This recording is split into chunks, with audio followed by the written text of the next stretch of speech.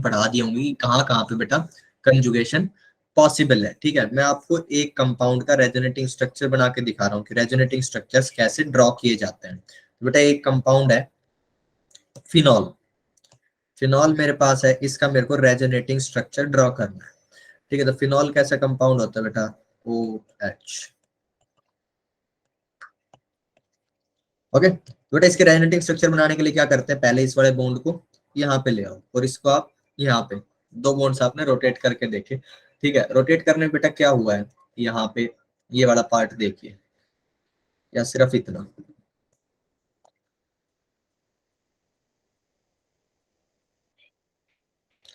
यहाँ पे बेटा ये ऑक्सीजन था, इसके ऊपर कैसा चार्ज आया हो, क्योंकि इसने अपने बॉन्ड्स अपने इलेक्ट्रॉन्स डोनेट किए, बेटा इसके ऊपर कैसा चार्ज आया होगा, एक पॉजिटिव चार्ज, और यहाँ पे नेगेटिव। ठीक है, उसके बाद इस वाले कार्बन और इस वाले कार्बन के बीच जो ये बॉन्ड था, ये रोटेट होने की वजह से इस वाले कार्बन के ऊपर यहाँ पे बेटा एक पॉजिटिव चार्ज आया होगा और यहाँ पे एक नेगेटिव चार्ज आया होगा। तो बेटा ये जो आपका, और यहाँ पे एक डबल बॉन्ड बन गया होगा क्योंकि इसने अपना बॉन्ड यहाँ पे, अपना इलेक्ट्रॉन यहाँ पे इस बॉन्ड में ही दिया है। ठीक है, तो यहाँ पे एक डबल बॉन्ड बन गया होगा। बेटा ये वाला जो कार्बन है, इसके इलेक्ट्रॉन्स, सॉरी इसका चार्ज खत्म हो जाएगा।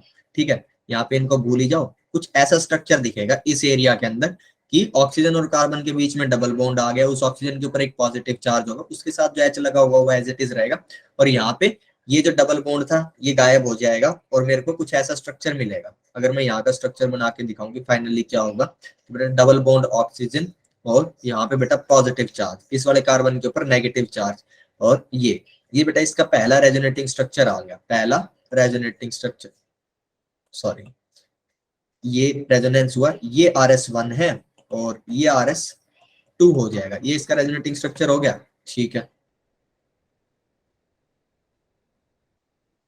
ओके, सर उसके बाद बेटा नेक्स्ट, हाँ जी वो बोल रहा था। सर बीच में जो एरो है तो वो तो ये जो नेगेटिव वाला साइन है वहां पे आएगा बॉन्ड ना। नेगेटिव वाला साइन है वहां पे बॉन्ड, आप कह रहे हो कि यहाँ पे बॉन्ड आना चाहिए ऐसा कुछ, या यहाँ पे, सर क्योंकि ये साइन तो इस पे है ना। बेटा मैंने ये जो ये बॉन्ड दिख रहा है आपको यहाँ से, देखो मैं येलो से या रेड से करके दिखा रहा हूँ, ये बॉन्ड मैंने रोटेट किया है, इस वाले कार्बन के ऊपर इसकी वजह से नेगेटिव चार्ज आएगा, इसके ऊपर बेटा पॉजिटिव चार्ज आएगा, ऊपर से इसने इलेक्ट्रॉन यहाँ पे दिए तो बेटा इसके ऊपर पॉजिटिव आया, ऑक्सीजन के ऊपर यहाँ पे नेगेटिव चार्ज आया और एक डबल बॉन्ड एस्टेब्लिश हो गई, ये पॉजिटिव नेगेटिव इस वाले कार्बन के खत्म हो गए। ठीक है, ये बॉन्ड जो मैंने आपको ये नीचे जो ग्रीन प्लस रेड से दिख रहा है ये घूम गया, ये बॉन्ड खत्म हो चुका। क्या समझ में आ रहा है बेटा?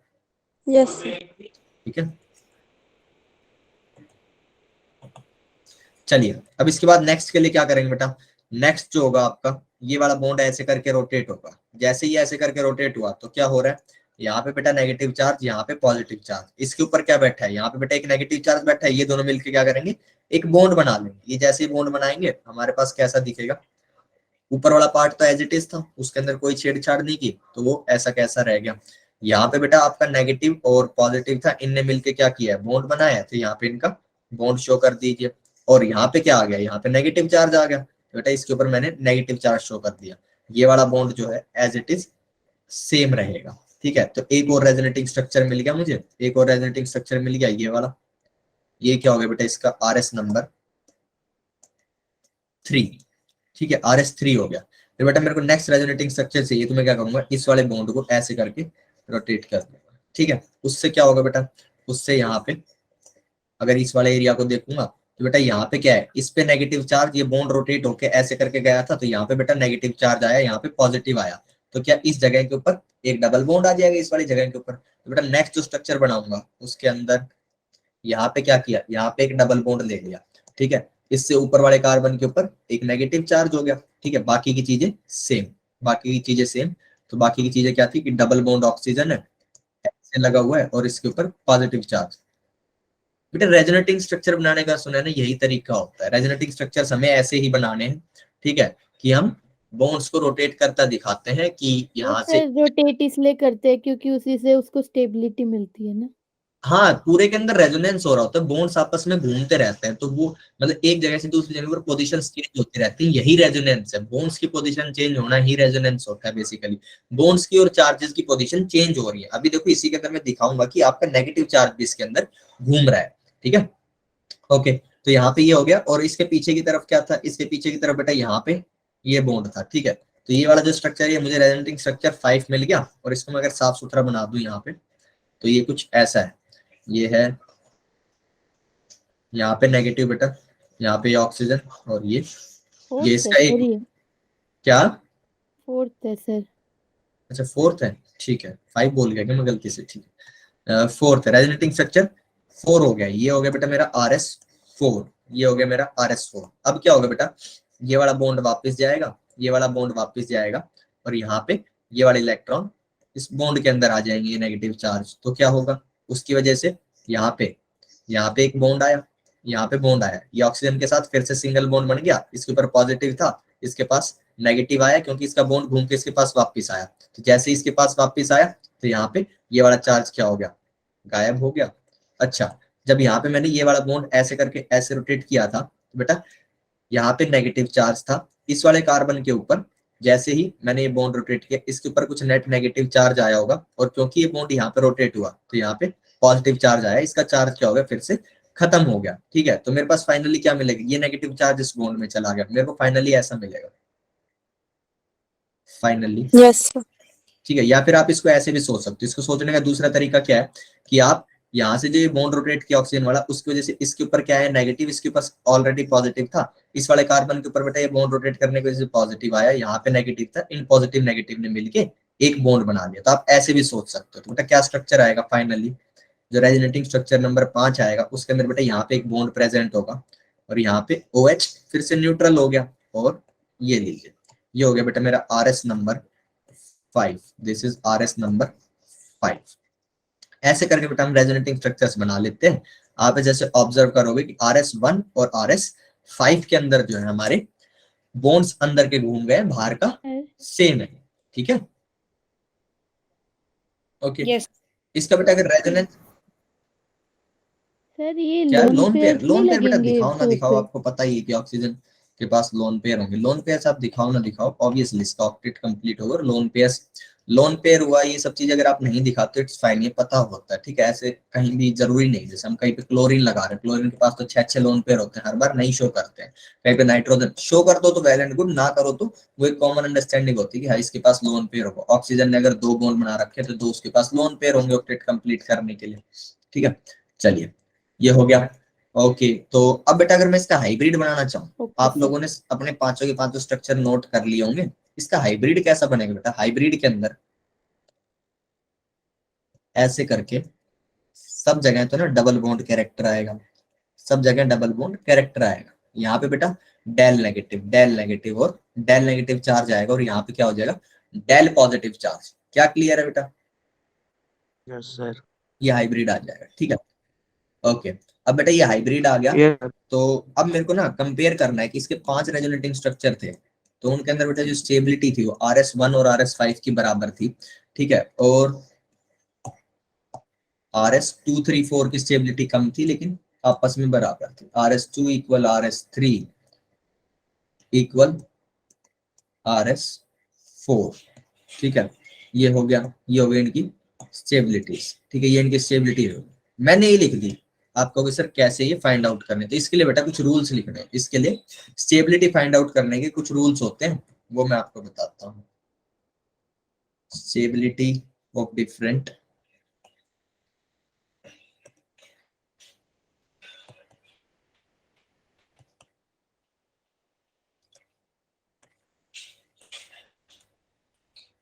सबसे सर पहले एक बेटा बार इसका हाइब्रिड स्ट्रक्चर दोबारा बता दीजिए। हाइब्रिड कैसे बना, देखो बेटा हाइब्रिड के अंदर क्या करते हैं, सबसे पहले बेसिक स्ट्रक्चर बना लेते हैं, जहां जहां पे जो एटम्स है। बेसिक स्ट्रक्चर क्या था कि कार्बन की रिंग है और ऑक्सीजन है, हाइड्रोजन है। उसके बाद क्या देखोगे आप, हर स्ट्रक्चर के अंदर देखो, किसी स्ट्रक्चर के अंदर ऑक्सीजन के पास डबल बॉन्ड है, किसी के अंदर सिंगल बॉन्ड है। इसका मतलब इसके पास क्या है बेटा, partial double bond, complete double bond नहीं है, लेकिन कभी कभी इसके पास आता है तो पार्शियल डबल बॉन्ड कैरेक्टर आ जाएगा इसके अंदर। ऐसे बेटा हर कार्बन के बीच में कभी ना कभी डबल बॉन्ड आया तो उसके अंदर मैंने क्या दिखा दिया कि पार्शियल डबल बॉन्ड कैरेक्टर है, पार्शियल डबल बॉन्ड कैरेक्टर है। उसके बाद जिस जिस कार्बन के ऊपर कभी नेगेटिव चार्ज आया उसके लिए बेटा मैंने दिखा दिया क्या, इसके ऊपर पार्शियल नेगेटिव चार्ज प्रेजेंट था। ठीक है, आप देखोगे इन्हीं कार्बन के ऊपर बेटा नेगेटिव चार्ज आया था, यहाँ पे इस वाले के ऊपर, फिर यहाँ पे और यहाँ पे। ये बेसिकली बेटा ऑर्थो और पैरा पोजिशन है, ये ऑर्थो और पैरा पोजिशन है। आप कोई भी ग्रुप Yes, अगर sir. बेंजीन पे लगाते हो तो उससे अंदर की तरफ प्लस चार्ज बनेगा या माइनस चार्ज बनेगा, दोनों ही केसेस के अंदर ऑर्थो और पैरा पोजिशन के ऊपर बचता है, मेटा अनअफेक्टेड होता है। ठीक है, तो बेटा मैंने देखा कि यहाँ पे नेगेटिव चार्जेस बना दिए, और बेटा ऑक्सीजन के ऊपर 3 स्ट्रक्चर्स के अंदर डबल बॉन्ड जब बना रखा था तो पॉजिटिव चार्ज आ रहा, तो मैंने यहाँ पे क्या लगा दिया, डेल पॉजिटिव। क्या क्लियर है? Yes, sir. चलो ये बात हो गई। उसके बाद बेटा रूल्स लिखूंगा मैं, सबसे पहले सारे के सारे नोट डाउन करेंगे, फिर एक बार में सारे के सारे रूल समझ देंगे, कोई एक एग्जांपल उठा के इसी का एग्जांपल उठा लेंगे और सारे के सारे हम लोग समझ लेंगे। पहले सारे के सारे नोट डाउन करते जाओ। ओके, सो मैं लिख रहा हूँ,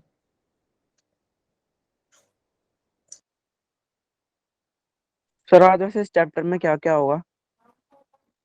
आज इस चैप्टर के अंदर एम इफेक्ट पूरा हो जाएगा।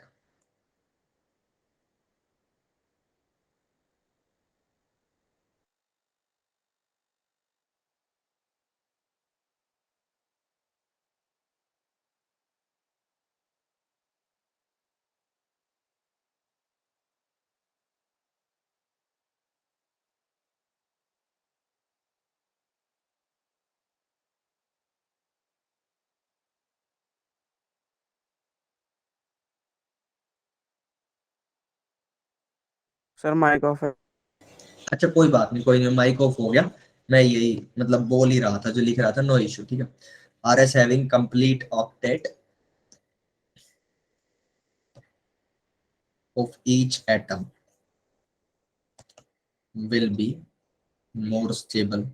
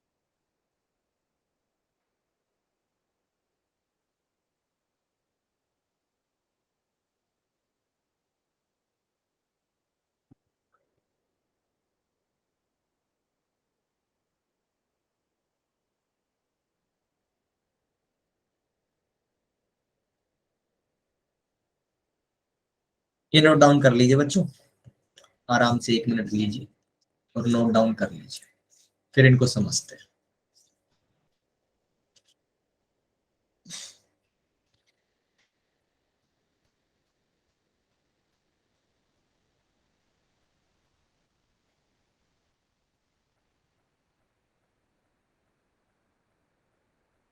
सर एक बार फोर्थ वाला रूल दिखा दीजिए। हाँ जी, एक सेकेंड, ये देखिए।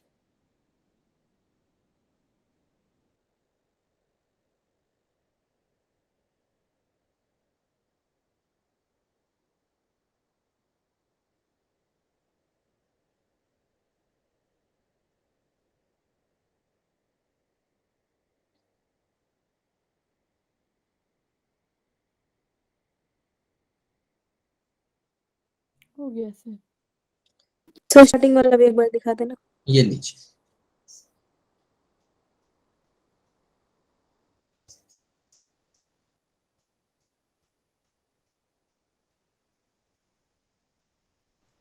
सर एक बार सिक्स्थ वाला दिखाना।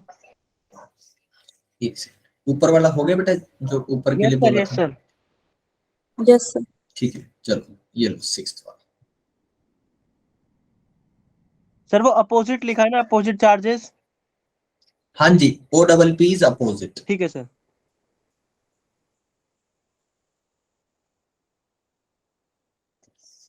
सर हाँ जी, ये बोलिए लाइटली अनस्टेबल क्या लिखा है बेटा। उधर? Highly, highly, highly, HIGHLY, highly. Okay sir.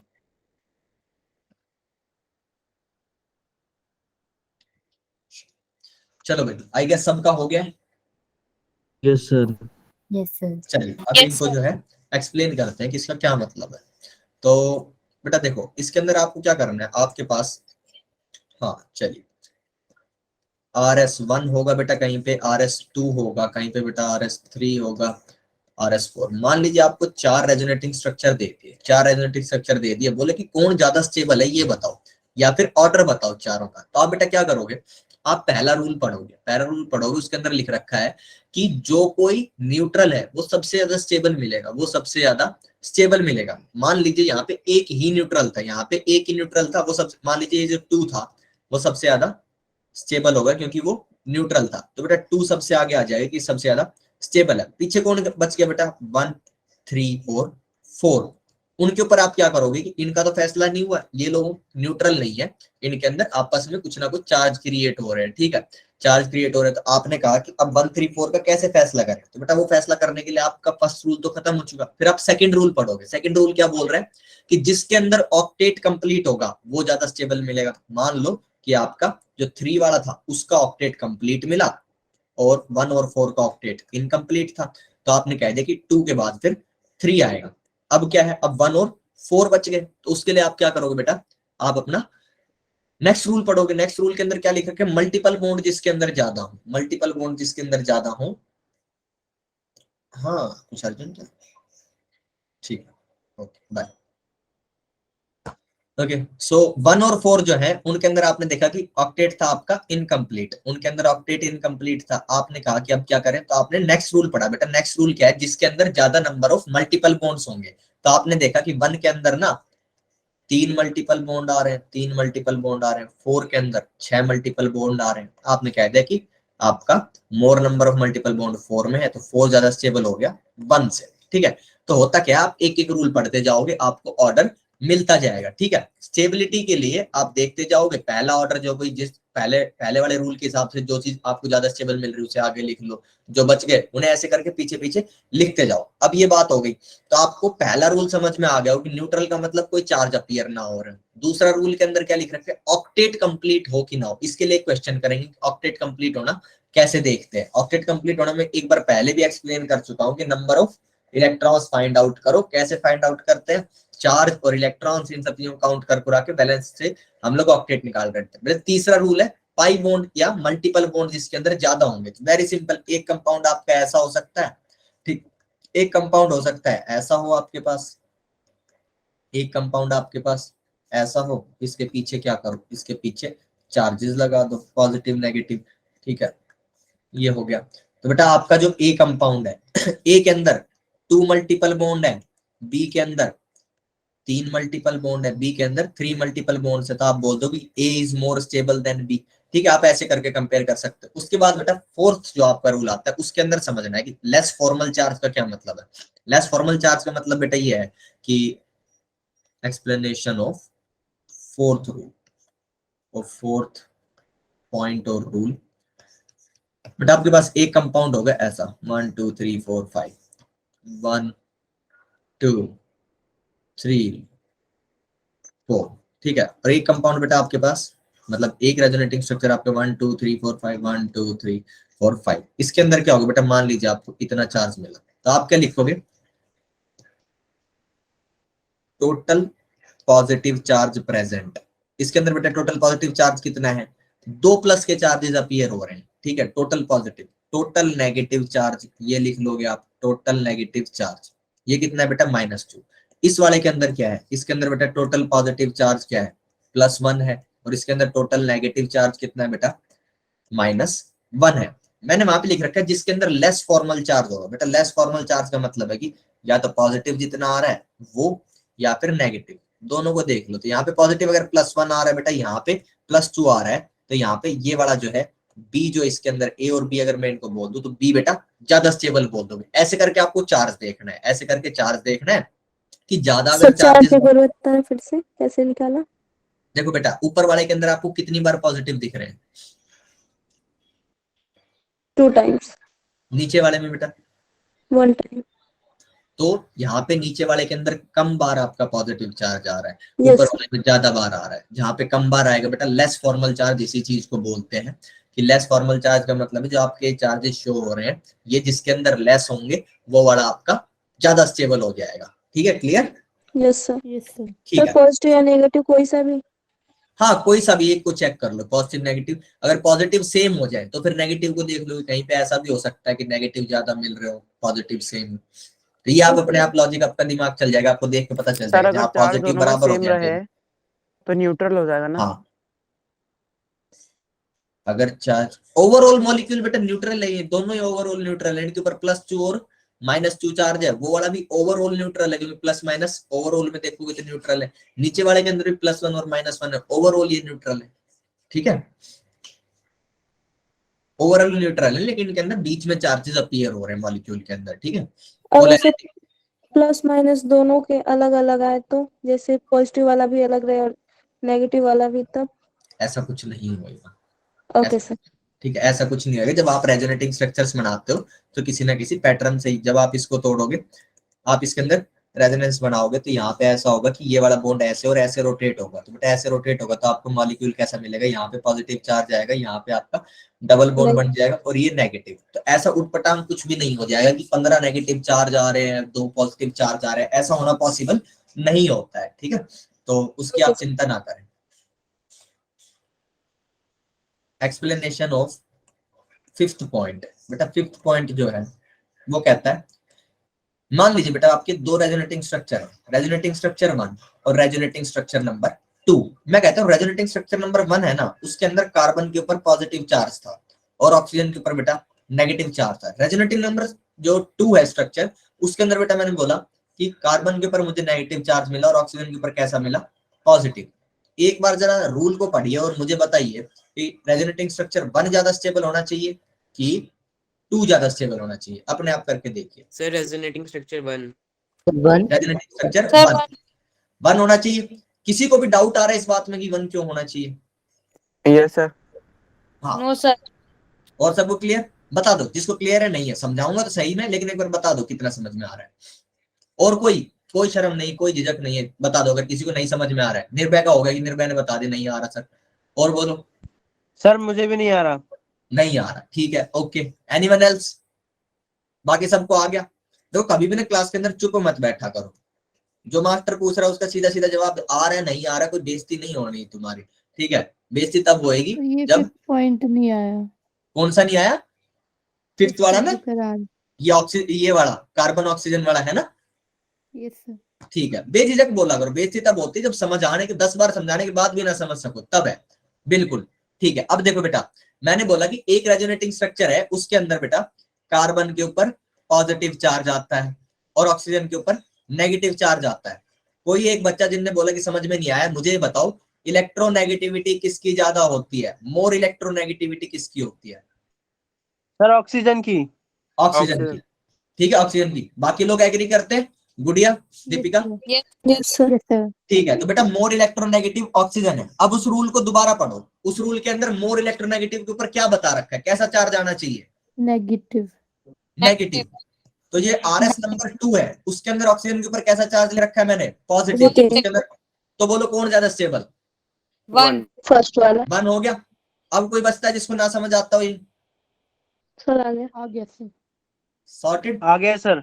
ठीक है। ऐसे ही आप कार्बन को भी कंपेयर कर सकते थे कि कार्बन लेस इलेक्ट्रोनेगेटिव, वहां पे लेस इलेक्ट्रोनेगेटिव के लिए भी एक बात लिख रखी थी कि लेस इलेक्ट्रोनेगेटिव के ऊपर पॉजिटिव चार्ज आना चाहिए। तो यहाँ पे मैंने ऐसे करके दे रखा है। अगर कार्बन को कंपेयर करने जाते तो बेटा कार्बन के ऊपर, कार्बन क्योंकि लेस इलेक्ट्रोनेगेटिव है, जहां पॉजिटिव मिलेगा वहां स्टेबल, तो कार्बन के अंदर 1 में पॉजिटिव है। और ऐसा नहीं होगा कि दोनों के आपके रिजल्ट कॉन्ट्राडिक्टिंग मिले। अगर आपको रिजल्ट कॉन्ट्राडिक्टिंग मिल जाए इससे कि इससे तो फैसला ही नहीं हो पा रहा इस बात से, अगले रूल पे चले जाओ, 5 के बाद छठे के ऊपर आ जाओ, ठीक है, ऐसा होता है। और जब सातों रूल के अंदर से कोई रिजल्ट ना मिले तो हम क्या कहते हैं कि इन लोगों की स्टेबिलिटी बराबर है, ठीक है। तो हम result rule to rule move करते जाते। चलो जी, 5वां हो गया।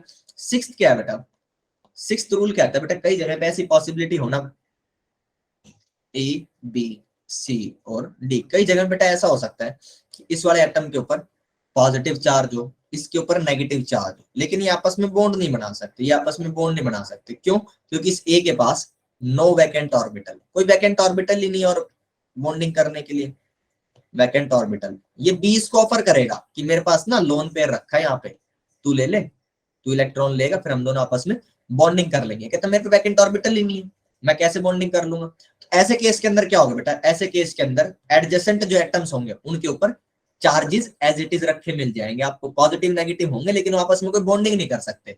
तो बेटा ये कहता है कि अगर एक केस बेटा ऐसा बन सकता है इस चीज का, एक ऐसा भी केस बन सकता है A और B, ठीक है, ये हो गया, ये दोनों के दोनों अपने ऑर्बिटल्स भर के बैठे हैं, इसके पास भी नेगेटिव, इसके पास भी नेगेटिव, दोनों के ऊपर बेटा अपोजिट चार्जेस आ रहे हैं। ये कह रहा है हम बॉन्डिंग तो करना चाहते हैं लेकिन हम अगर ओवरलैपिंग करेंगे तो हमारे 2 ऑर्बिटल्स के अंदर जब ओवरलैपिंग कर लेंगे तो 2 ही इलेक्ट्रॉन रखने की जगह मिलेगी। क्योंकि आपको ही पता है बेटा बॉन्डिंग हो सकती है एक ऑर्बिटल के अंदर 1 इलेक्ट्रॉन, दूसरे के अंदर 1 इलेक्ट्रॉन, तभी बॉन्डिंग हो सकती है, ठीक है। बॉन्डिंग के लिए 2 ही इलेक्ट्रॉन चाहिए होते हैं, ठीक है। अगर ज्यादा है तो भी नहीं होगी, कम है तो भी नहीं होगी। तो कहता है हम लोग तो आपस में बॉन्डिंग कर नहीं सकते, कहते ठीक है फिर अपने अपने चार्ज एज इट इज रखते हैं। तो बेटा ऐसा पॉसिबल है कि इसके ऊपर नेगेटिव नेगेटिव पॉसिबल हो। एक और पॉसिबिलिटी है बेटा, A B दोनों के ऊपर पॉजिटिव चार्ज, दोनों के ऊपर पॉजिटिव चार्ज होने की वजह से दोनों के ऑर्बिटल्स वैकेंट बन रहे हैं। मान लो ये कहेगा हम भी बॉन्डिंग नहीं कर सकते, हम पे इलेक्ट्रॉन है ही नहीं बॉन्डिंग करने के लिए। तो बेटा 3 केसेस हो गए। 6th और 7th रूल को अगर आप देखोगे 3 केसेस हो गए। 6th और 7th रूल कहते हैं बेटा अगर अड़ोस पड़ोस में चार्जेस आ रहे हैं और कोई बॉन्डिंग नहीं हो सकती और वो चार्जेस रहने वाले हैं, तो बेटा उस केस के अंदर अड़ोस पड़ोस में कैसे चार्ज आने चाहिए, अपोजिट चार्ज आने चाहिए, तब स्टेबिलिटी ज्यादा मिलेगी। अगर सेम चार्जेस आ रहे हैं तो स्टेबिलिटी कम मिलेगी। 7वें रूल के अंदर सेम चार्जेस का बोल रखा है कि सेम चार्जेस होंगे तो हाईली अनस्टेबल मिलेगा, कम स्टेबल मिलेगा या हाईली अनस्टेबल मिलेगा, ऐसा बोल सकते हो कंपैरेटिवली ऊपर वाले रूल से, या जो 6 के अंदर जो बोल रहा है कि उसके अंदर अपोजिट चार्जेस अड़ोस पड़ोस में मिलेंगे। एडजेसेंट का मतलब बेटा अड़ोस पड़ोस होता है कि अगर आपका A B C और D है तो बेटा A and B are adjacent, यहाँ पे B and C are also adjacent और C and D are adjacent. हाँ बिल्कुल, तो पड़ोसियों को क्या बोलते हैं, एडजेसेंट बोलते हैं। तो पड़ोस के अंदर चार्जेस देख लेंगे, अगर अपोजिट आ रहे हैं तो थोड़ी स्टेबिलिटी नीचे वाले के कंपैरिजन में जिसके अंदर सेम आ रहे हैं उससे ज्यादा हो जाएगी, और अगर किसी के अंदर सेम आ रहे हैं तो उसकी स्टेबिलिटी कम हो जाएगी। क्या सारे के सारे रूल क्लियर हैं? Yes sir. सर ठीक है। एडजेसेंट एटम किसे ये- बोलते हैं? एक सेकेंड, एक एक करके विष्णु बोलो, पहले आप बोलो बेटा। सर एडजेसेंट एटम किसे बोलते हैं? बेटा पड़ोसी एटम्स को, A और B यहाँ पे पड़ोसी है तो लिख दिया A और B आर एडजेसेंट, B और C पड़ोसी है, B और C आर एडजेसेंट, C और D। बोलो clear? Yes sir, yes sir. ठीक है। C के कितने हैं? 2 एडजेसेंट एटम्स हैं, B और D। C का पड़ोसी कौन कौन है? D भी है और B भी है। तो देखो दोनों डब्बों के अंदर C के एडजेसेंट एटम बता रखे हैं। चलो अगर बेटा इतना हो गया, सबको क्लियर है, सर अब हाँ जी, हाँ दीपिका आप भी बोल रहे थे कुछ, बोलिए बेटा। सर मैं ये पूछ रही थी जो आपने ऊपर A B C और D एटम वाला एग्जांपल लिया, ठीक है। ये ऐसा कोई केस मतलब एग्जिस्ट करता है? आपको कोई एटम मतलब ऐसे या कंपाउंड याद है जो ये वाला केस एग्जिस्ट करता हो? जहाँ पे पॉजिटिव पॉजिटिव चार्ज आ जाए, नहीं पॉजिटिव नेगेटिव, ये सर ऊपर वाला केस यहाँ नहीं, सबसे ऊपर वाला। जो सब हाँ ये बहुत ही रेयर केस है, मतलब ये आता नहीं है, ठीक है। इसके लिए आपको ऑर्गेनिक में नहीं मिलेगा कि आपके पॉजिटिव नेगेटिव साइड में रिलाई कर रहे हो। एक्चुअली होता ही है कि मतलब आ जाता है इसके अंदर रेजोनेटिंग स्ट्रक्चर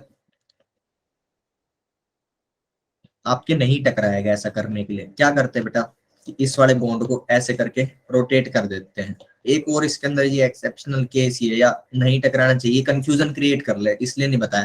ये बेटा ऐसे कहते हैं कि ये वाला बॉन्ड घूम के ऐसे चला जाएगा और इसके ऊपर पॉजिटिव चार्ज आ जाएगा और ये ऐसे करके एज इट इज एक रेजोनेटिंग स्ट्रक्चर इसका ऐसा हो जाएगा। फिर आप लोग कंफ्यूज होगे कि बेंजीन के अंदर एक रेजोनेटिंग स्ट्रक्चर ऐसा होना चाहिए, इस पे पॉजिटिव और इस पे नेगेटिव।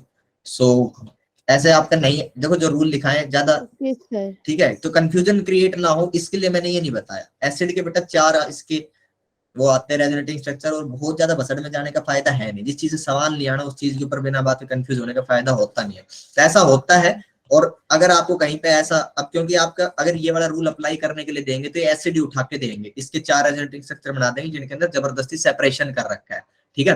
तो उसकी चिंता मत करो, रूल लिखाने जरूरी थे क्योंकि सारे के सारे हों, वो आपके साथ नहीं टकराएगा। आपके साथ देखो जो एग्जांपल्स मैंने बोले हैं वैसा ही कुछ मिलेगा, और ये भी पढ़ाने के लिए है। अभी आप पेपर देखो कहीं कोई स्टेबिलिटी कंपेयर नहीं करवा रहा पेपर के क्वेश्चंस के अंदर भी। देखो बेटा ये OH था, इसके मैं जल्दी से पांचों के पांचों आपको रेजोनेटिंग स्ट्रक्चर बना के दिखा देता हूँ।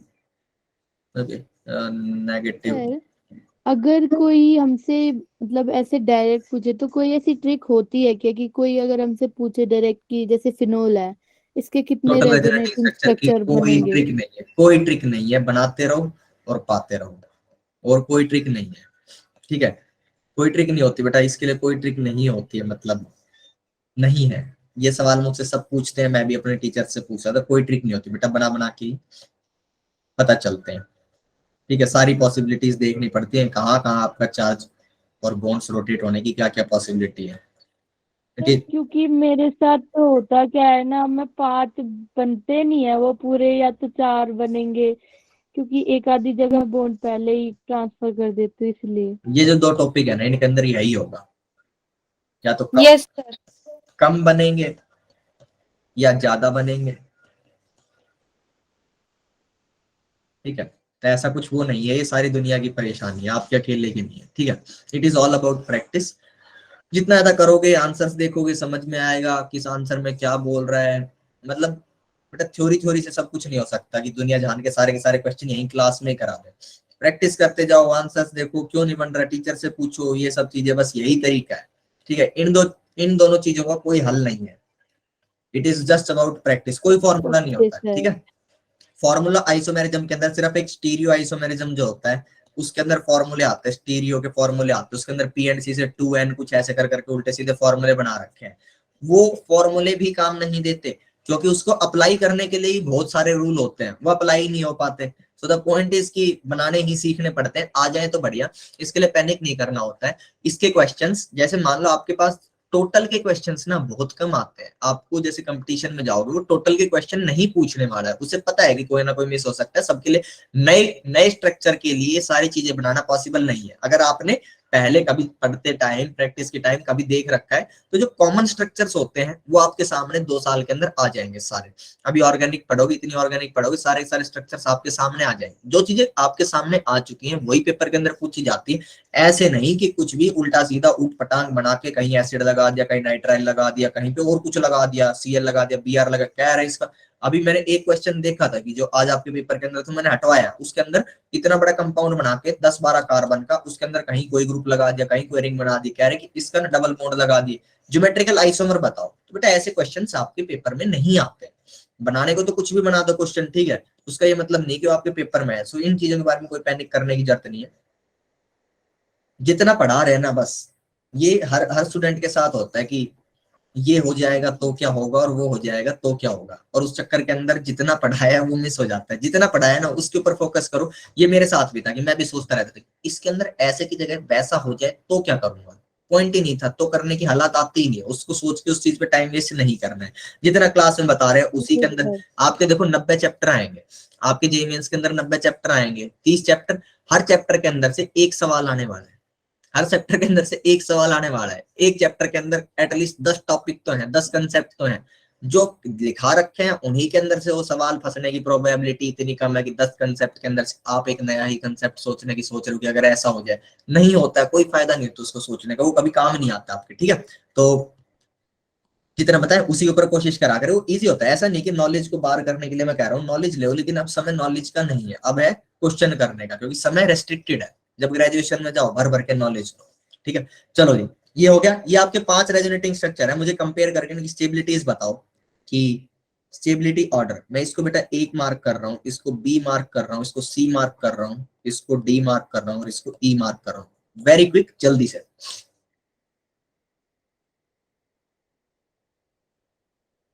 Octets are complete in all of these. Octet निकालने मत बैठ जाना अभी से।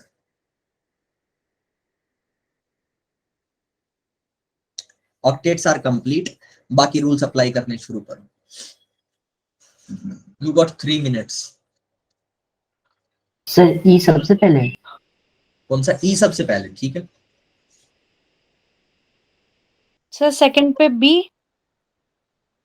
पहले तो फर्स्ट कैप और बेटा 2 लोग आएंगे, ए और ई। ए और ई आप सातों रूल लगा लो, किसी भी तरीके से इनको आप डिफरेंशिएट नहीं कर सकते, देख लो चाहे। सर सेकंड पे बी और डी। बी और डी, तो सी को आप डिफरेंशिएट कर पा रहे हो किसी तरीके से बी और डी से, किसी भी रूल को लगा के?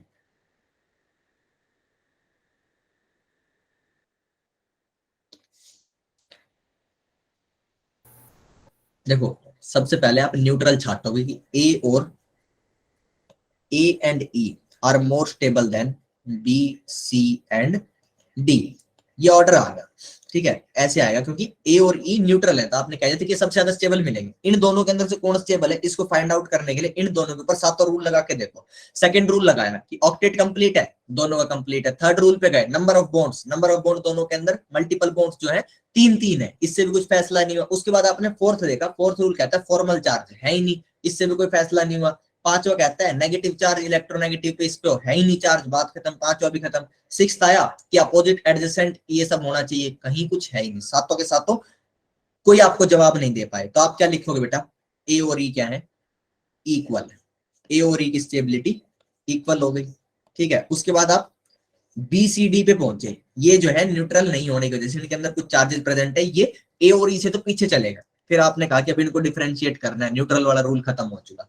आप फर्स्ट सेकंड रूल के ऊपर गए, बोले कि ऑक्टेट, ऑक्टेट बेटा इसके अंदर सबका कंप्लीट है, ऑक्टेट इसके अंदर सबका कंप्लीट है। ऑक्सीजन के ऊपर 3 बॉन्ड बन के पॉजिटिव चार्ज आता है, ऑक्टेट कंप्लीट मिलता है। कार्बन के ऊपर अगर नेगेटिव चार्ज होता है, ऑक्टेट कंप्लीट बनता है, ठीक है। तो इनके ऑक्टेट्स ना सबके कंप्लीट है एक्चुअली, ठीक है। ऑक्टेट कंप्लीट आराम से बैठ के रात में देखते रहना, ठीक है, क्योंकि मेरे को कुछ कुछ चीजें और पढ़ानी है, तो अभी मैं ऑक्टेट बनाने पे नहीं जा रहा। अगर ना समझ में आए तो ऑक्टेट अगली बार पूछ लेना। ऑक्टेट सबके कंप्लीट, आपने ऑक्टेट का रूल लगाया, सब लोग कंप्लीट मिले। ऑक्टेट के बाद आपने कहा कि मैं ना बॉन्ड वाला रूल लगाऊंगा, तो बॉन्ड देखिए, बॉन्ड के सबके अंदर 3-3 जो है ना आपके मल्टीपल बॉन्ड प्रेजेंट है, ये भी इक्वल है। उसके बाद आप गए लेस फॉर्मल चार्ज और इस वाले रूल के ऊपर, तो आपने देखा कि सबके अंदर एक पॉजिटिव एक नेगेटिव आ रहा है, दैट्स इट। यहाँ भी इससे भी कोई फैसला नहीं हो पा रहा है। फिर कहा कि इलेक्ट्रोनेगेटिव वाला देखता हूँ, सबके अंदर कार्बन पे नेगेटिव और ऑक्सीजन के ऊपर पॉजिटिव आ रहा है, इससे भी कुछ नहीं हुआ। उसके बाद आप गए अड़ोसी पड़ोसी के ऊपर, चार्ज ही नहीं आ रहे, अड़ोसी पड़ोसी के ऊपर चार्ज का मामला ही नहीं आ रहा कि अड़ोसी पड़ोसी के पास पॉजिटिव नेगेटिव, कुछ भी काम नहीं दे रहा। इसका मतलब ये तीनों भी कैसे है, बराबर है। क्या समझ में आ रहा है कैसे करना होता है?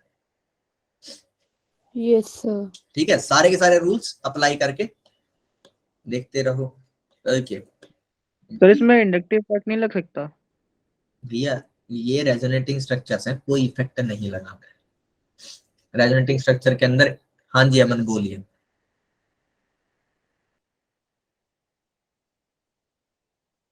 अमन बेटा हैंड रेज कर रखा है, बोलो।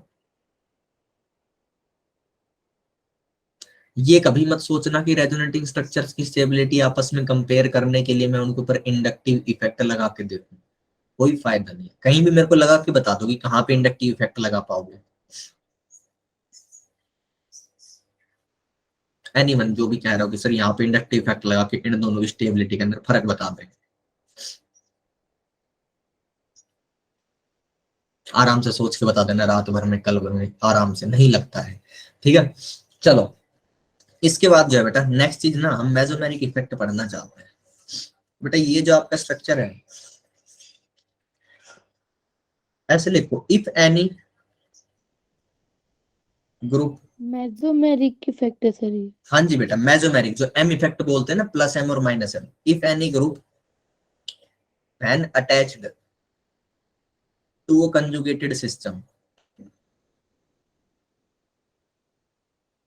to a conjugated system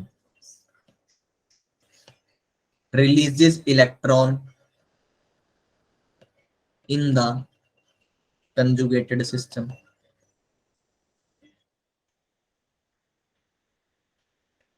the group is showing plus m effect।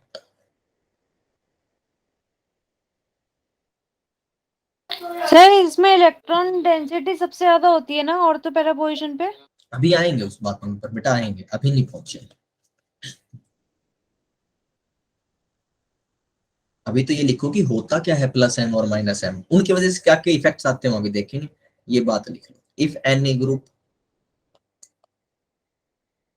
Van, और ये ऐसे ना साइड में जगह भी छोड़ देना, जो मैं स्ट्रक्चर बना के दिखाऊंगा। Attached to a conjugated system,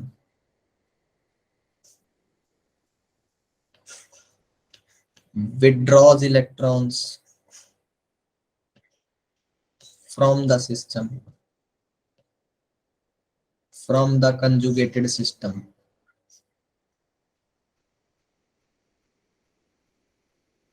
the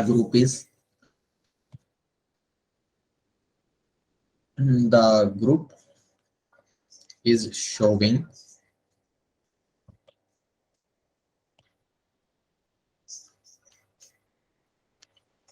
minus M effect.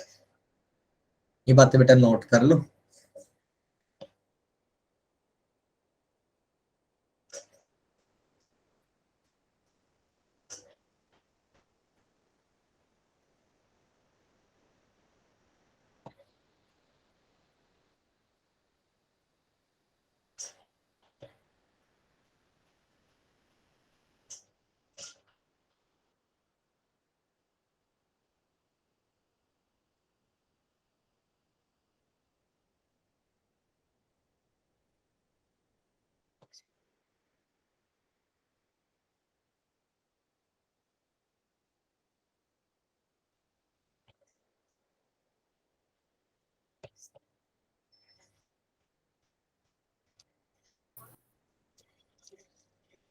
Sir positive और नेगेटिव चार्ज के बीच का डिस्टेंस पे स्टेबिलिटी डिपेंड करेगी?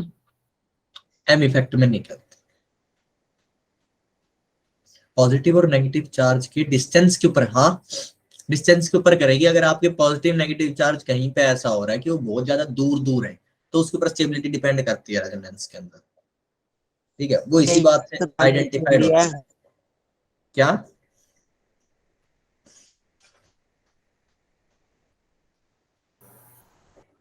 होती है, पॉजिटिव नेगेटिव की डिस्टेंस के ऊपर स्टेबिलिटी डिपेंड करती है, वो इन्हीं रूल से आपका आइडेंटिफाई हो जाता है।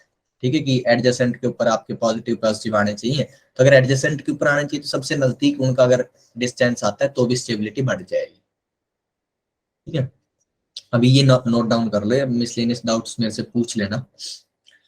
ये हो गया, उसको लेस चार्ज सेपरेशन बोलते हैं, कि चार्ज सेपरेशन कम होना चाहिए, चार्ज सेपरेशन जितना कम होगा उतनी ज्यादा स्टेबिलिटी होगी। सर हो गया। ठीक है, ऊपर वाला भी बेटा एक स्ट्रक्चर, ये दोनों के दोनों स्ट्रक्चर बना लेना, फिर मैं इनको समझाता हूँ कि क्या हो रहा है। इन स्ट्रक्चर्स को पहले तो तुम खुद ही समझने की कोशिश करना।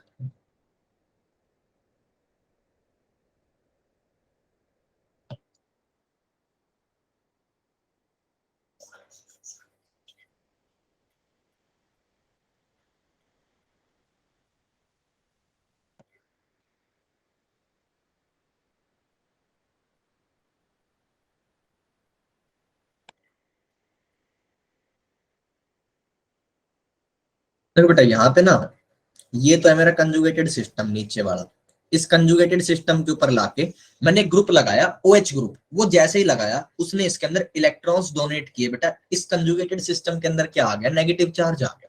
इस कंजुगेटेड सिस्टम के अंदर क्या आ गया, नेगेटिव चार्ज। आपको दिख भी रहा है बॉन्ड्स घूम के नीचे की तरफ इलेक्ट्रॉन्स दे रहे हैं, ठीक है। ऐसे अगर बेटा कोई ग्रुप होता है तो वो प्लस एम शो करता है, वो ग्रुप प्लस एम शो कर रहा है, वो इलेक्ट्रॉन रिलीजिंग ग्रुप है। यहाँ पे लिख लो बेटा प्लस एम ग्रुप्स आर, मैं लिस्ट बनवाऊंगा फिर इन सब की। Plus M groups are electron releasing groups, ठीक है। Plus M are electron releasing groups होते हैं। क्या ये बातें समझ में आ रही हैं कि कंजुगेटेड सिस्टम लिया, उसके ऊपर एक ग्रुप चिपका दिया, वो ग्रुप अगर उसके अंदर इलेक्ट्रॉन देता है तो प्लस एम का, अगर उससे इलेक्ट्रॉन निकालता है तो माइनस एम का। क्या समझ में आ रहा है? Yes sir. Yes sir. Yes ठीक है, सर। ओके। अगर बेटा ये ऐसा ही आपने यहाँ पे NO2 मैंने ग्रुप लगाया, NO2 ग्रुप, ये ग्रुप इलेक्ट्रॉन बाहर निकालता है, बाहर की तरफ। ये आपको इसकी जो एरोस दिखेंगे बाहर की तरफ दिखेंगे, ये इलेक्ट्रॉन्स को बाहर खींचता है। इस कंजुगेटेड सिस्टम पे लगाने पर, इस कंजुगेटेड सिस्टम पे लगा, इसने इलेक्ट्रॉन्स को बाहर खींचा, तो ये कैसा ग्रुप हो गया बेटा, माइनस एम का ग्रुप हो गया, ठीक है। दिस फिनोमेना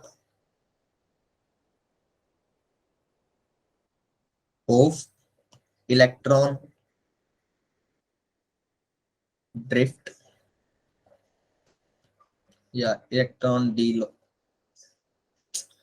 इलेक्ट्रॉन रिलीजिंग और विड्रॉइंग लिख लो। ये जो हो रहा है कि इलेक्ट्रॉन बाहर जा रहे हैं, अंदर जा रहे हैं, इलेक्ट्रॉन रिलीजिंग और withdrawing due to attaching a group to the to a conjugated system. ये जो फिनोमेना है बेटा, इस फिनोमेना को क्या बोलते हैं, मेसोमेरिक इफेक्ट।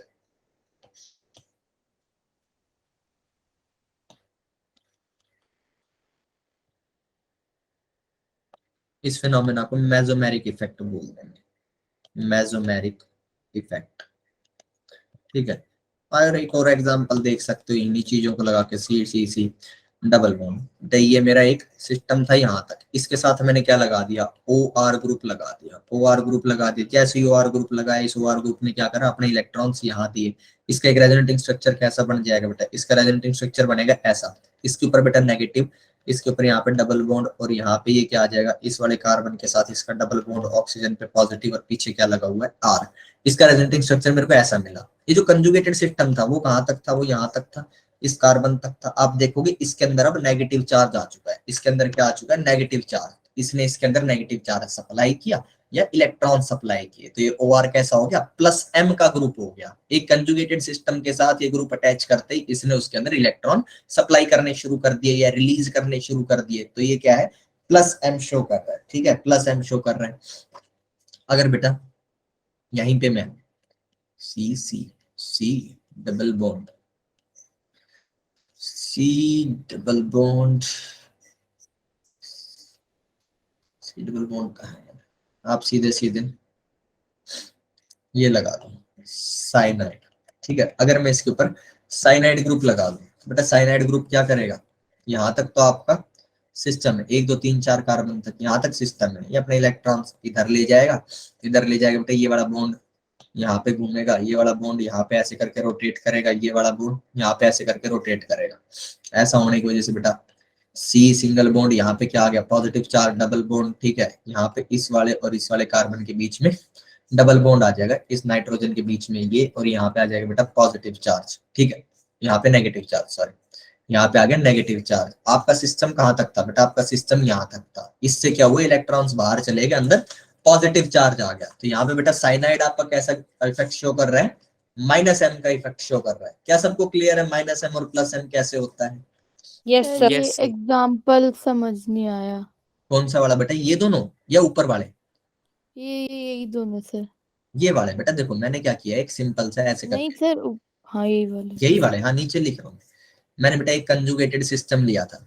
ये कंजुगेटेड सिस्टम है, इसके अंदर बेटा देखो DSD, ये कंजुगेटेड सिस्टम था, ठीक है। मैंने ये लिया, मैंने कहा कि इसके साथ मैं अगर कोई ग्रुप अटैच कर दूं OR नाम का अटैच किया, तो बेटा ये OR नाम का ग्रुप अटैच करने से क्या होता है कि ये इसके अंदर ना ऐसे करके इलेक्ट्रॉन्स डोनेट करना शुरू करता है, ये वाला बॉन्ड ऐसे घूम जाएगा, ठीक है। आपका जो है सिस्टम कैसा दिखेगा, एक रेजोनेटिंग स्ट्रक्चर ऐसा मिल जाएगा आपको, एक रेजोनेटिंग स्ट्रक्चर ऐसा मिल जाएगा। ये इसके साथ ऑक्सीजन, और ये इसके ऊपर क्या आ गया, इनको येलो से दिखाता हूं।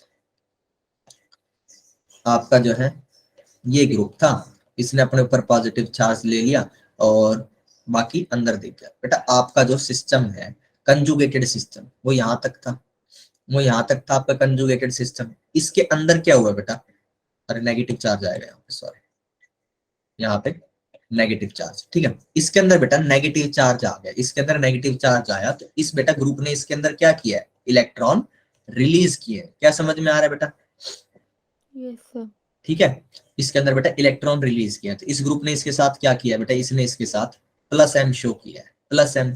यहीं पे बेटा मैंने दूसरा यही सिस्टम, इस सिस्टम के साथ, ये कंजुगेटेड सिस्टम था यहाँ तक, इसके साथ मैंने कौन सा ग्रुप लगा दिया, मैंने ये ग्रुप लगा दिया, साइनाइड ग्रुप लगा दिया। ये साइनाइड ग्रुप क्या करेगा बेटा, ये इलेक्ट्रॉन्स दूसरी साइड ले जाएगा, ऐसे किया, ऐसे किया, ठीक है। ये इलेक्ट्रॉन्स इस साइड लेके गए बेटा, इस वाले कार्बन के ऊपर क्या आ जाएगा, इस वाले कार्बन के ऊपर पॉजिटिव चार्ज, 1 2, और बेटा ये लोग डबल बॉन्ड बना लेंगे यहाँ पे ये, और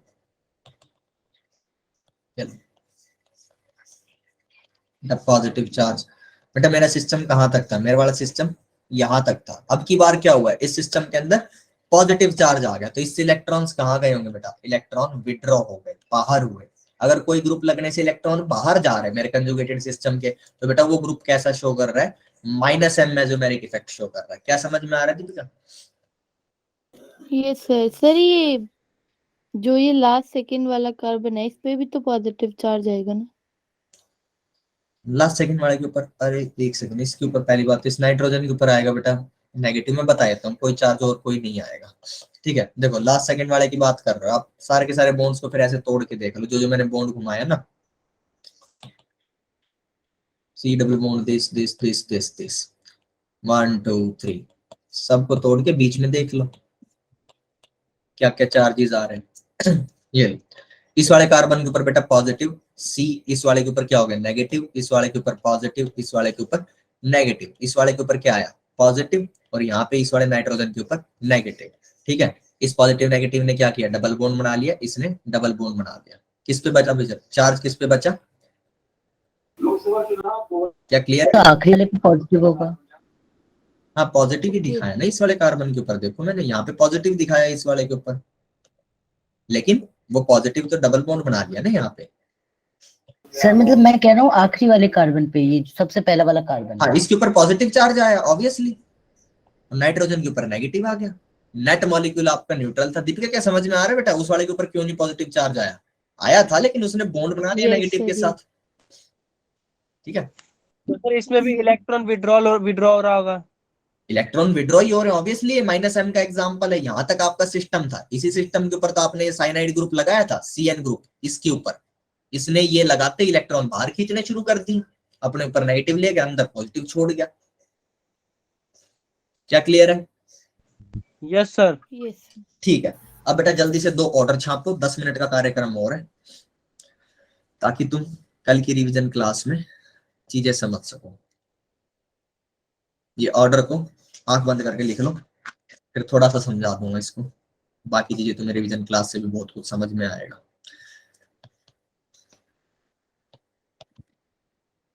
सर रिवीजन क्लास आप ही ले रहे हैं?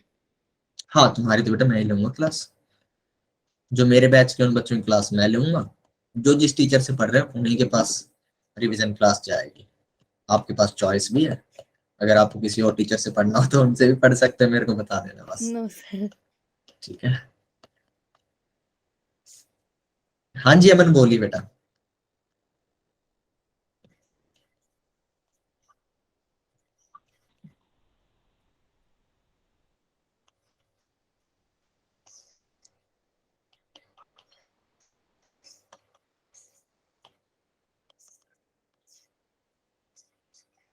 ऐसे कर देता हूँ, ऊपर प्लस एम लिखा रहेगा।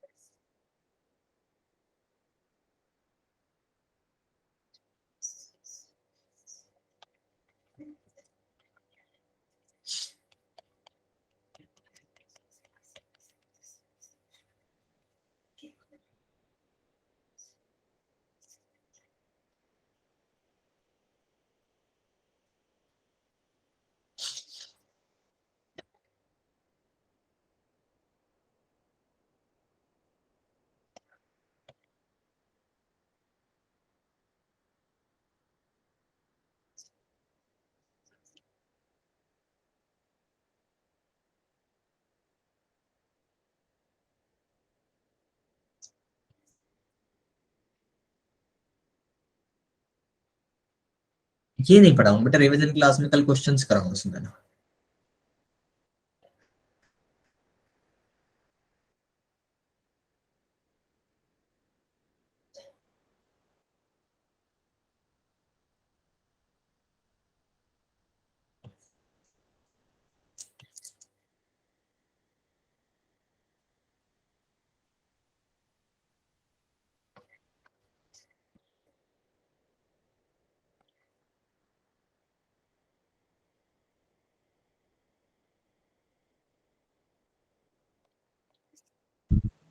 सर इसको याद करना एक पड़ेगा। क्वेश्चन है। हाँ, इसको बेशक याद करना पड़ेगा, और इसको याद करे बिना बिल्कुल भी काम नहीं चलेगा, सिर्फ जीओसी में नहीं, पूरी की पूरी ऑर्गेनिक केमिस्ट्री में। मेरा एक डाउट था कि अगर बोलिए। OH को आपने जो चेन में बोला था उसमें लगा देते तो वो इंडक्टिव इफेक्ट शो करेगा या प्लस है? दोनों करेगा, दोनों करेगा, उस बात पे भी आएंगे हम, दोनों करेगा।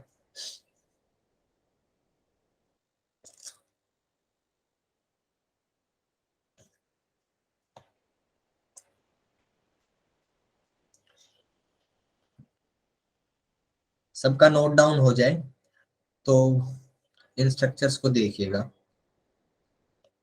सर ये क्वेश्चन है। हाँ, ये प्रश्न है, और फिर पहले आपसे एक प्रश्न का उत्तर लूंगा, फिर इस चीज को आगे समझाऊंगा।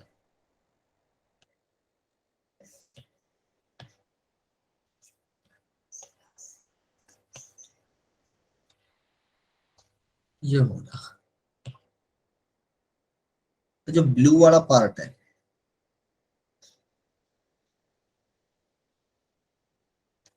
क्या इसके अंदर कंजुगेशन प्रेजेंट है? दोनों में चेक करके बताओ।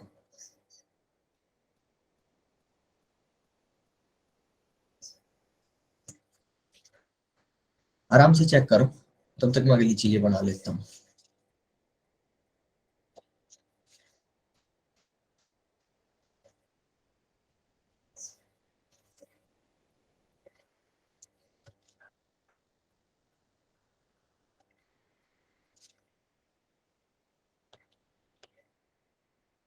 लग तो रहा है रिजल्ट है। यस और नो बताओ, लगना तो बहुत ही Yes sir है। सब पर यस सर सर है। तो है। पहले में है, दूसरे में भी चेक करो। सर मैंने दोनों के लिए बताया था। दोनों में है। दोनों के सर अंदर, है। ठीक। ओके, अब नीचे वाले पे आ जाओ, नीचे वाले में चेक करना शुरू कर दो।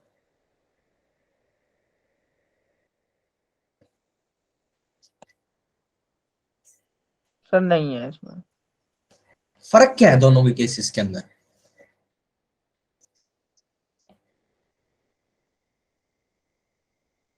सर डबल बॉन्ड और सिंगल बॉन्ड का। देखो एग्जैक्ट पोजीशन से सेम है।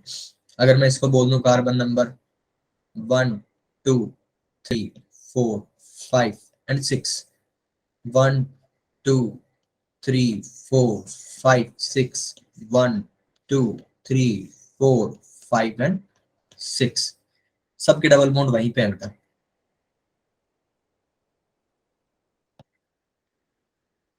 और तो मेटा पैरा के बारे में सुना किसी ने? यह सुना है। Yes sir. मेरे मुंह से सुना ही होगा कभी, क्योंकि मैंने एक बार बता दिया है क्लास में, और तो मेटा पैरा शायद, या नहीं बताया।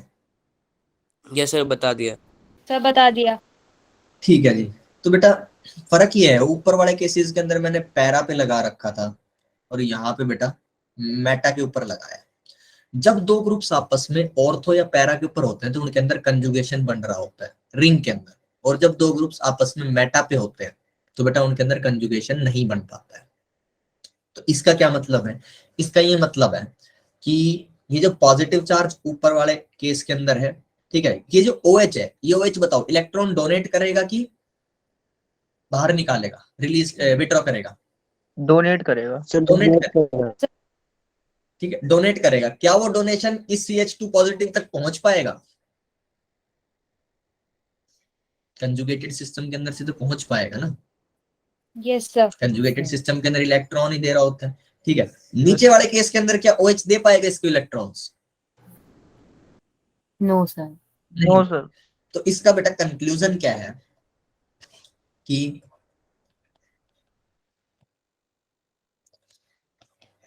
M effect is present only in a benzene ring. In a benzene ring, M effect is present only if, क्या यही पूछने वाली थी सर कि ये इफेक्ट है वो बेंजीन रिंग पे ही है कि नहीं। हाँ बेंजीन में ही है ऑब्वियसली, और कहीं आप और तो मेटा पैरा क्रिएट ही नहीं कर पाओगे। ठीक है, यस सर। ऐसे सिंपल ऐसे ये वाला इस स्ट्रक्चर के अंदर कैसे ही और तो मेटा पैरा क्रिएट करेंगे। चलो, M effect is present only if two groups are present on ortho and para positions. Ortho and para positions. If the two groups are present on meta positions to each other.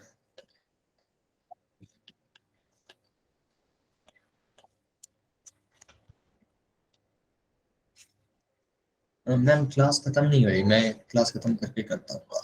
ठीक है, हाँ जी ma'am, ठीक है, okay bye bye. Each other, then M effect is not present. M effect is not present. चलो ये बात note down करो। उसके बाद आते हैं प्रश्नों पे। 3 प्रश्न करेंगे।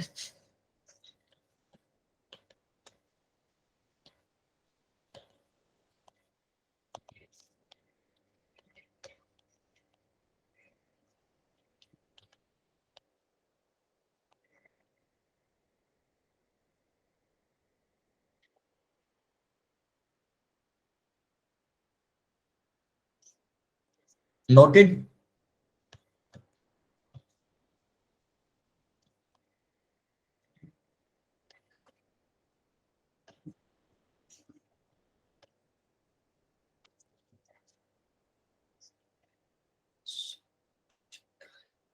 न्यूमैन और सोहर्स बेटा बहुत टाइम लग जाएगा उन प्रोजेक्शंस का एक्सप्लेन करने में, तो कर दूंगा लेकिन आज नहीं प्लीज, ओके क्योंकि सर। अभी तो जो है ये क्लास ही 10 मिनट और चल जाएगी, फिर भाग के खाना खाने जाऊंगा। बता दूंगा ये प्रोजेक्शन सारे बता दूंगा। एक्चुअली ये सब स्टीरियो के अंदर पढ़ने होते हैं बेसिकली तो 12th के अंदर, बट ठीक है बता देंगे। आपको डाउट है तो मेरे को किसी और क्लास में याद दिला देना, ठीक है, जब समय होगा। जल्दी सब मेरे को ऑर्डर, जल्दी जल्दी स्टेबिलिटी का ऑर्डर बताते जाओ। नेगेटिव चार्ज को क्या, इसके अंदर इंडक्टिव इफेक्ट वाले लॉजिक लगेंगे। ठीक है, तो कुछ नया नहीं है कि ऐसा नहीं कि आपने ये तो कभी देखा ही नहीं है। लॉजिक वही लगेंगे कि नेगेटिव चार्ज को कौन स्टेबलाइज करेगा, जो उसका नेगेटिव चार्ज बाहर ले जा सके।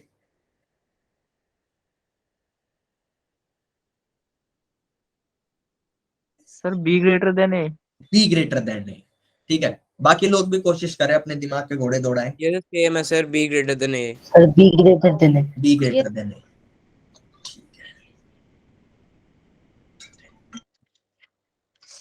ओके ये हो गया। तो बेटा B is more stable than A, because B के केस के अंदर बेटा जो ये वाला ग्रुप है this is a minus M group and this is a plus M group. तो नेगेटिव चार्ज को क्या चाहिए, कोई इसका इलेक्ट्रॉन बाहर लेके जाए। बाहर कौन ले जा सकता है, प्लस एम का, तो इसको उल्टा अनस्टेबलाइज करेगा, इसको और इलेक्ट्रॉन देके बाहर ले जा सकते हैं बेटा माइनस एम का, तो माइनस एम वाला इससे ज्यादा स्टेबल हो जाएगा। एक क्वेश्चन ये हो गया। उसके बाद बेटा नेक्स्ट क्वेश्चन आता है,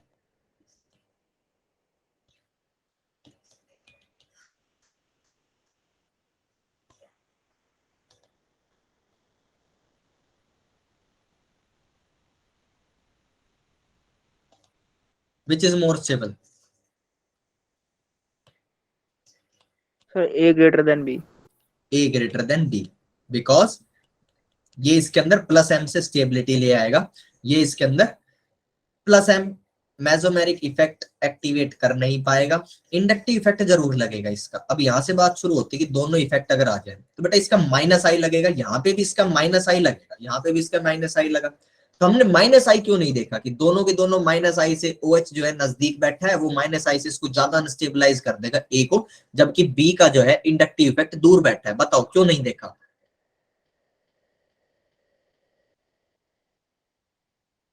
मैथमेटिक देख लिया कि प्लस एम से इसके अंदर जो है स्टेबिलिटी मिल जाएगी, और ये मेटा के ऊपर तो प्लस एम तो लगा नहीं पाएगा, तो ए वाला ज्यादा स्टेबल। हमने इंडक्टिव इफेक्ट क्यों नहीं देखा? Any guesses? सर क्योंकि वो सर सर जरूरत डिपेंड करता है। क्या बोल रहे हो हर्ष? एक एक करके बोलो। सर क्योंकि वो डिस्टेंस पे डिपेंड करता है। नॉट एन इश्यू कि अगर वो डिस्टेंस पे डिपेंड करता है, ठीक है, डिस्टेंस से दे रहा है। डोमिनेंट होता है बेसिकली आपका जो है, एक तो एक पॉइंट पहले ये लिख लेना, mesomeric effect is independent of distance. इसके अंदर डिस्टेंस का बेटा कोई इफेक्ट नहीं पड़ता, it is independent of distance. ये कहीं से लगे सेम नंबर ऑफ इलेक्ट्रॉन्स या तो रिलीज करेगा या विड्रॉ करेगा। अब बात आती है बेटा, mesomeric effect is dominant than inductive effect,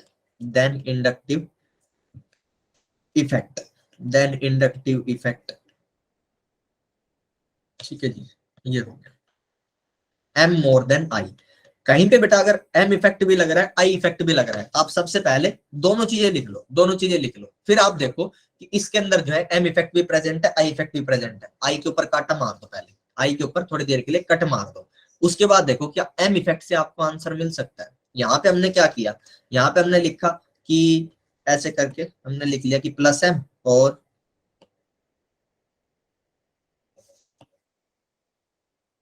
और बेटा माइनस I, 0 M इफेक्ट और माइनस I।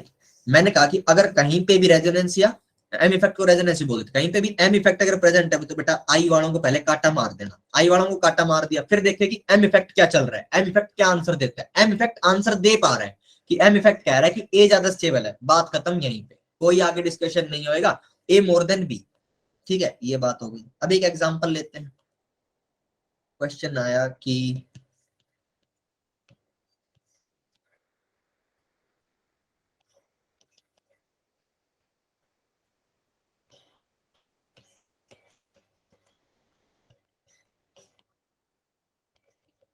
ये दो लोग आ गए, यहाँ पे क्या हुआ, अब इसके बारे में मैं आपको बता रहा हूँ बेटा। यहाँ पे ये वाला ग्रुप क्या कर रहा है, प्लस एम कर रहा है और माइनस आई कर रहा है। ये वाला ग्रुप क्या कर रहा है, प्लस एम और माइनस आई। पहले क्या कहा कि एम इफेक्ट डोमिनेंट होता है, आई को काटा मार दो, आई को काटा मार दिया, फिर देखा कि यार प्लस एम हो रहा है, और प्लस एम तो डिस्टेंस डिपेंडेंट तो होता नहीं, दोनों ओ OH का ही प्लस एम है तो बराबर हो रहा होगा, तो इससे तो कोई आंसर ही नहीं मिल रहा। इससे बेटा स्टेबिलिटी दोनों की बराबर बढ़ी होगी, CH2 दोनों केसेस के अंदर बराबर स्टेबिलिटी बढ़ी होगी CH2 पॉजिटिव के ऊपर, जो ए वाला है उसके अंदर भी, इसको यदि ए बोलते और बी बोलते। तो आपने कहा कि अब जो है इससे रिजल्ट नहीं मिल रहा, तब आप बेटा इंडक्टिव इफेक्ट पे जाओगे। जब आपके साथ ऐसा हो जाता है कि आपको मेसोमेरिक इफेक्ट से दोनों की स्टेबिलिटी सेम मिल रही है, ठीक है, या मेसोमेरिक इफेक्ट हो ही नहीं रहा, तब आप नेक्स्ट चीज के ऊपर जाओगे, इंडक्टिव इफेक्ट के ऊपर।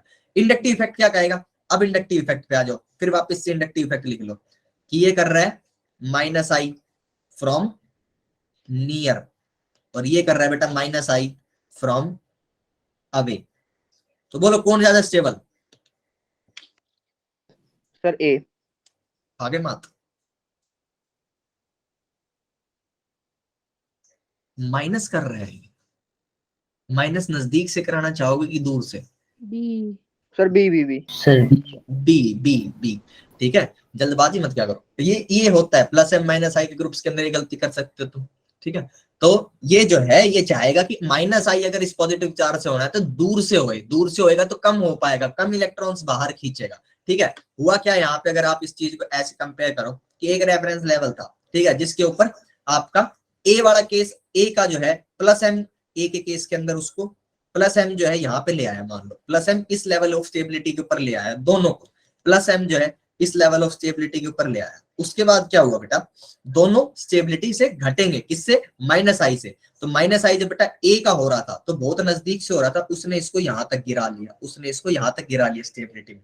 बी जो है क्योंकि दूर से हो रहा था यहाँ तक गिरा पाया। तो अब ये स्टेबिलिटी के अंदर अगर मैं इसे स्टेबिलिटी इंडेक्स जैसा कुछ बोल दूं कि ये इस एक्सिस के ऊपर स्टेबिलिटी आ रही है, तो आपको पता चला कि जो बी है ना, बी की स्टेबिलिटी ए से ज्यादा है, ठीक है, बी की स्टेबिलिटी ए से ज्यादा है। क्या क्लियर है बच्चों ये सब बातें? Yes, sir. क्या कर पाओगे? Yes sir. ठीक है, तुमको थ्योरेटिकल लेवल पे ही ज्यादा पढ़ाया है, लेकिन पेपर के अंदर दिमाग लगाना काफी कुछ हो जाएगा। ऑर्गेनिक बड़ा इंटरेस्टिंग अगर समझ आने लग जाएगा। ठीक है, चलो आज की बातें यहीं पे खत्म कर रहे हैं।